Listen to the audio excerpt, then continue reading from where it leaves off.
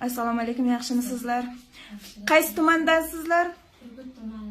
Mahallalaringizni ham aytib o'tiring, deymi? Jartepa mahallasi.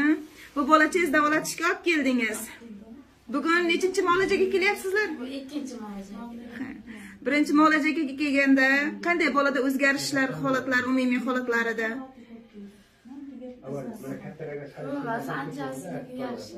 Yaxshilandi.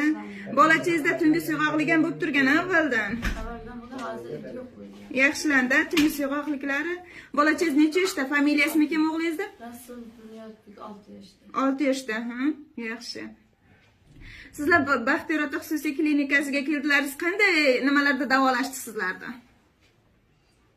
Davolash nimasi? Qanday giyohlar, malhamlarda ichib, o'sha 5 soat davomiyligida tushgan qurtlarni ko'rib, bolangizda qanday o'zgarishlar his qildilaringizmi? O'zgarishlar yaxshi. Hozirgi holat yaxshi. Mayli, salomat bo'lasizlar.